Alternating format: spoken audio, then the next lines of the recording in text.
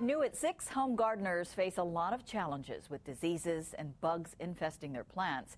KITV4's Amberlynn Hayden talked with a local master gardener who shares some tips on how to protect your flowers, fruits, and vegetables. There are 23 varieties of disease that attack tomatoes, and experts say prevention is key to keep plants healthy.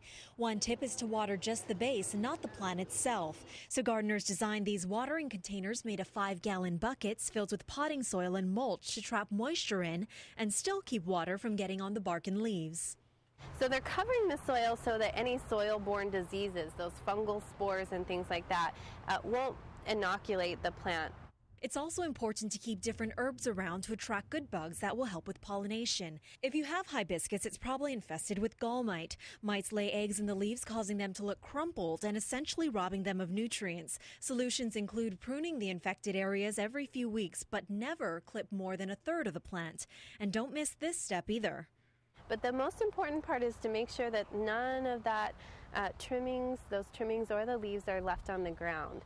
Urban Garden Center's Jamie Gresbick says home gardeners may need to find plants resistant to bugs and disease.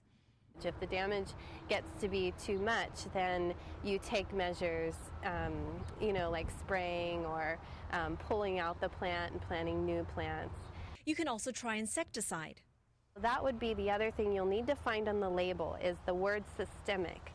Citrus and gardenias are usually most susceptible, and mold can stunt fruit and flower production. Ant killer is usually necessary since ants harvest the insects creating the mold. But there are other steps to take too. Taking a sponge and just wiping the leaf off is a great way, or a high-powered hose is a great way to start clean. If you have leaves that are completely black, it's not going to be worth your time to start with a sponge. So go ahead and prune those areas that are heavily infested. And for those who are just too busy to tend to their garden daily, Gresbick says mulch is a garden's best friend, and to check your plants at least once a week.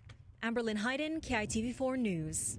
And Gresbick says it will take a combination of steps to maintain healthy plants. The Urban Garden Center has a hotline to answer any questions that gardeners might have about their plants. For more information, log on to our website, kitv.com.